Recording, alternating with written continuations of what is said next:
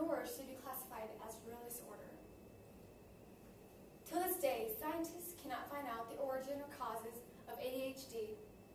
There are theories that it may be inherited, or a family trait, or traced back to the relatives, but there is no solid evidence or tests or screenings that can be done to identify where ADHD is from, what are the causes of it.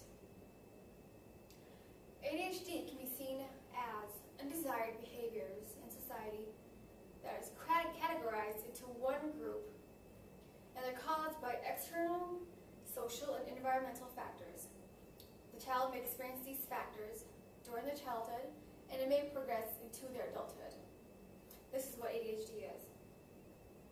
Joel Turtle, an educational policy analyst, contends that ADHD reflects stresses outside of school and may mirror other medical conditions.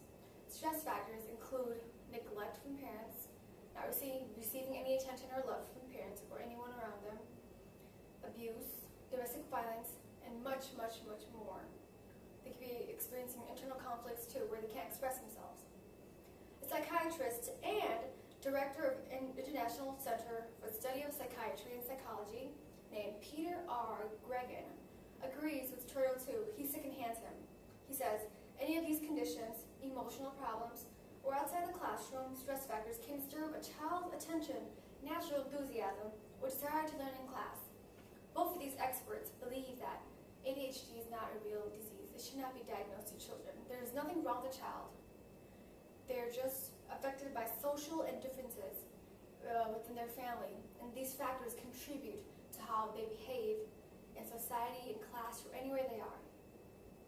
In the article, Linkages Between Child Abuse and ADHD in Girls from the National Institute of Health, there's a positive correlation between ADHD and abused children, girls specifically. It was found that abused and ADHD diagnosed children show higher levels of cognitive deficits and internalizing behavior. Now, this type of stress factor, social factor outside the classroom, abuse, can lead to even more stress factors such as internal conflicts. They're not receiving love from parents. They're experiencing abuse, violence. All those factors can affect their behavior. And these students who are prone or are said to have ADHD and have experienced abuse, they're usually excluded from their peers as well. And they're prone to have more social and behavioral problems.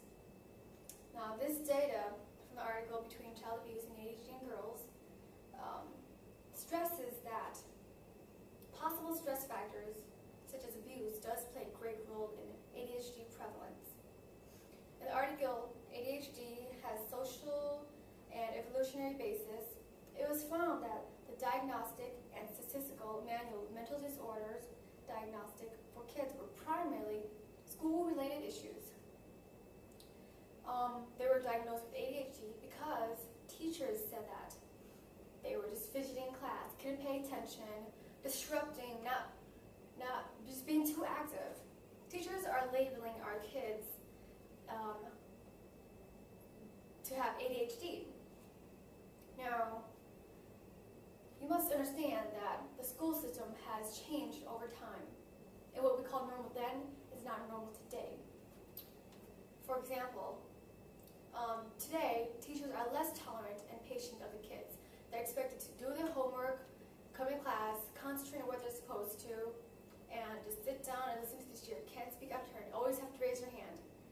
This strictness and rules that are put in schools today can affect the student greatly, which causes them to have behavioral problems, especially if they already do have stress factors outside of school. They have a hard time adapting to the school system. Speaking of which, switch gears into poverty. According to Center for Disease Control and Prevention, data from 1998 to 2009, ADHD prevalence increased for kids with family income of less than or equal to 100% or between 100 and 199% of the poverty level. As poverty level increases, so does the chance for kids to have ADHD. Now, this relates to a school environment. If a child experiences poverty in childhood, they're raised differently. They don't have the opportunities that a wealthy kid will have. They're prone to experience more stress factors. Thus, when they transition to school, they will have a hard time adapting to the school system, which causes them to be labeled as diagnosing with ADHD. So all in all, before a child is considered to have ADHD, you must take a look at your children and see if there are any social factors that are affecting your child's behaviors and health. It is true that through childhood, the things that happen to them, they're more likely to carry out with them, and especially those habits, into their adulthood. So you must carefully take a look at your children and see what social factors, neglect, no love, maybe they're just having a hard time adapting to the school system. Just teach your children, discipline them.